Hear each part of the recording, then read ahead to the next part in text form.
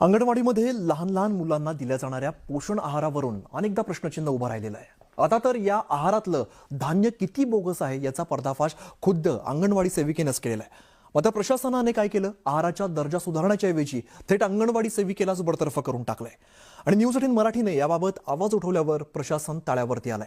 मात्र तरी सुद्धा अंगणवाडीतील पोषण आहाराच्या दर्जाचा प्रश्न हा उरतोय। पाहूयात याबाबतचा हा सविस्तर रिपोर्ट। मुलांसाठी लढणारी रणरागिणी बडतर्फ का? वटाणा कच्चा, कारवाई मात्र शिजली। पारधींवर अन्याय, प्रशासनाचा उफराटा न्याय। न्यूज 18 मराठीच्या दणक्यानंतर बडतर्फी मागे। अंगणवाडीमध्ये इवल्या चिमुकल्यांना जो आहार मिळतो तो किती बोगस आणि घातक आहे याचा हा धडधडीत पुरावा। आणि हा पर्दाफाश केलाय अंगणवाडीत शिकवणाऱ्या आणि अन्न शिजवणाऱ्या देवयानी पारधी यांनी। देवयानी पारधी या आंबेगाव तालुक्यातील ठाकरवाडीत अंगणवाडी सेविका म्हणून कार्यरत आहेत। मुलांना शिकवणं, त्यांना सकस आहार देणं हे त्यांचं काम आहे। मात्र आता त्यांनी हेच काम इमाने इतबारे केलं म्हणून त्यांना थेट बडतर्फ करण्यात आलं होतं। त्यांनी व्हिडिओतून प्रशासनाचा आंधळा कारभार कसा चव्हाट्यावर आणला ते पहा।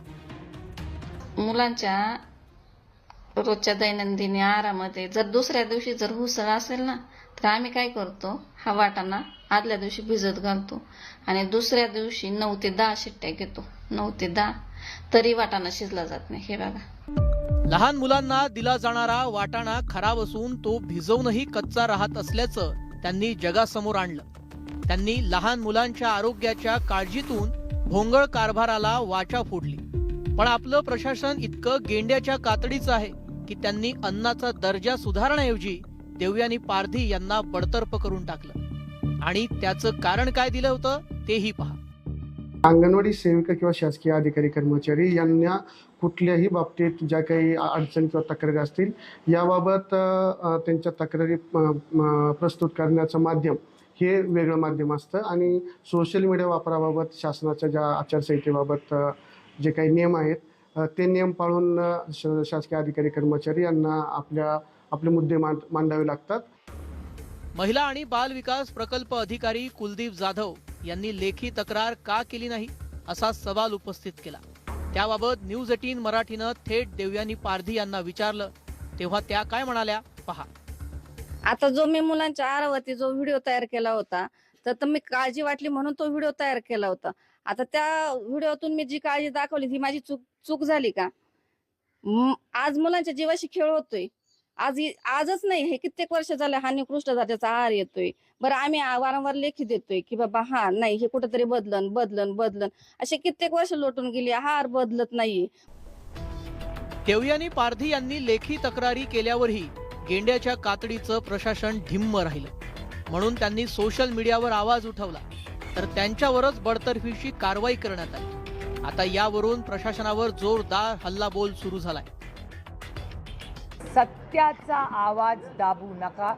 एक महिला तुमच्या माझ्या मुलांसाठी लढतेय, तर जो सप्लायर आहे, जो PDS सप्लाय करतो म्हणजे सरकारच्या या प्रक्रियेमध्ये मग कुठलं डिपार्टमेंट अन्नधान्य ह्यांना देतं, तर त्या अन्नधान्य पोचवणाऱ्या डिपार्टमेंटच्या ऐवजी जो खरं बोलतोय, सत्य बोलतोय, गरीब कष्टकरी मुलांसाठी न्याय मागते, त्याच्यावरच अन्याय ह्या सरकारने केलेला आहे। हरभरे, वाटाणे आणि काबुली चणे शिजत नाही तर ते आधी खाऊन दाखवावे। म्हणजे कदाचित कागदी घोड्यांच्या मते, कागदपत्रांच्या मते या अंगणवाडी सेविकेचा, या भगिनीचा मार्ग चुकला असेल, पण तिचा हेतू काय होता हा जास्त महत्वाचा आहे। या संपूर्ण शालेय पोषण आहाराची खरेदी राज्य स्तरावर केली जाते आणि त्यामुळं या भगिनीवर कारवाई करण्याआधी हे जे कोणी ठेकेदार आहेत, हे जे कोणी पुरवठादार कंत्राटदार आहेत, ते पुरवठादार कंत्राटदार आणि या शालेय पोषण आहाराच्या साहित्याच्या गुणवत्तेची तपासणी करणारे अधिकारी यांच्यावर आधी कारवाई करण्यात यावी। अंगणवाडीमध्ये जे THR दिलं जातं ते फेकलं जात आहे।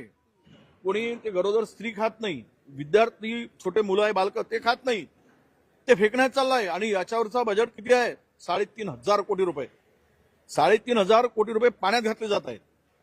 हे सर्व एक मोठा रॅकेट म्हणून काम करताय आणि जो या विरुद्ध बोलेल तो गुन्हेगार.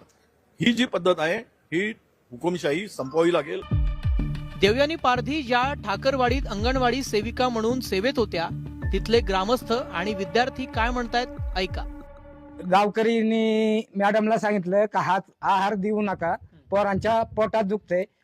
तर तो आहार मॅडमनी बंद केला आणि सो खर्चाने ते आहार घेऊन यायचे आणि ते शिजवून द्यायचे. आणि तो बंद केल्यामुळे तो शाळेमध्ये तसाच पडलेला आहे. तो काही शिजवला नाही नंतर. तुम्हाला जे अंगणवाडीमध्ये जो खाऊ येतो, जो लापशी असते किंवा वाटाण्याची भाजी असते, उसळ असते, कशी असते ती? त्यातले वाटाणा चावतात का? वाटाणा चावतो? नाही चावत. न्यूज 18 मराठीच्या दणक्यानंतर प्रशासन जागं झालं आणि त्यांनी देवयानी पारधींवरची बडतर्फीची कारवाई मागे घेतली आहे. पोषण आहाराबद्दल एखाद्या महिलेने आवाज उठवला तर एवढ्या लगेच तडकाफडकी कार्यवाही करायची काही जरूर नव्हती. मी अशा सूचना केलेल्या आहेत जिल्हा महिला बाल कल्याण अधिकारीला.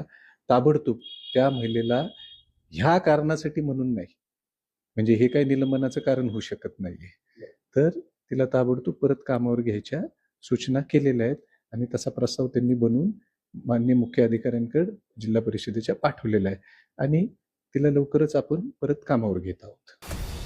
सरकारी सेवेत असलेल्या कर्मचाऱ्यांना सोशल मीडियावर प्रशासनाबाबत जाहीरपणे तक्रार करता येत नाही, पण म्हणून देवयानी पारधी यांचा मुद्दा चुकीचा आहे असं कसं म्हणता येईल? सकस आहाराचा बोगसपणा उघड करण्याचा त्यांचा मार्ग नियमात बसणारा नसला तरीही आधी आहाराचा दर्जा सकस करण्याऐवजी प्रशासनानं मात्र वाटाणा कच्चा ठेवत कारवाई मात्र शिजवली. न्यूज 18 मराठीनं आवाज उठवल्यावर बडतर्फीची कारवाई आता मागे घेतली गेली आहे. असं असलं तरीही प्रशासनाची जी काही अब्रू जायची ती गेलीच.